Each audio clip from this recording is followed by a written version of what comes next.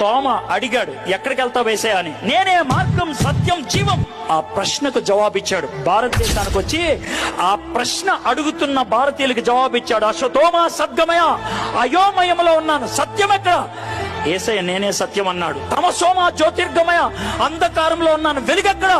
యేసయ్య నేనే వెలుగు అన్నాడు. మృత్యోర్మ అమృతాంగమయ, సావు భయములో ఉన్నాను, అమృతం ఎవరిస్తారు? యేసయ్య అన్నాడు నేనే పునరుద్ధానాన్ని, నిత్య జీవాన్ని. యేసయ్య ఇచ్చిన సమాధానాన్ని పట్టుకొని భారతదేశానికి వచ్చాడు. యేసయ్య ఇచ్చిన అనుభవాన్ని పట్టుకొని భారతదేశానికి వచ్చాడు.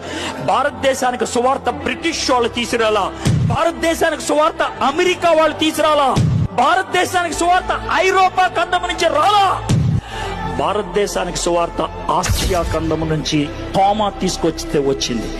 భారతదేశానికి సువార్త వచ్చింది క్రీస్తు శకం 53 అక్టోబర్ నెలలో.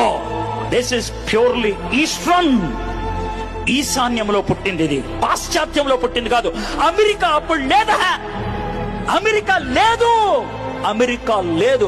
అమెరికాని కనుక్కుంది 14వ-15వ శతాబ్దంలో. భారతదేశానికి సువార్త వచ్చింది మొదటి శతాబ్దంలో. మధ్యలో 1400 సంవత్సరాల గ్యాప్ ఉంది. దేవుడు భారతదేశాన్ని ప్రేమిస్తున్నాడయ్యా, నిన్ను ప్రేమిస్తున్నాడు, నన్ను ప్రేమిస్తున్నాడు. అందుకే తన శిష్యుని పంపించాడు భారతదేశానికి. మై ఫ్రెండ్స్, ఖచ్చితంగా చెప్తాను, దేవుడికి తెలుసు భారతదేశం ఒక రోజుకి ప్రపంచంలో నంబర్ 1 దేశం అవుతుందని జనాభాకి. అందుకే సువార్త ఇక్కడ బోధిస్తే ప్రపంచంలో ప్రతి 7వ వ్యక్తికి సువార్త అందుకుంటది. నేను సువార్త అందించేది డబ్బుల కోసం కాదు, సువార్త అందించేది పేరు కోసం కాదు, సువార్త అందించేది నీ మతం మార్చడానికి కాదు, సువార్త అందించేది నీ బతుకు మారడానికి.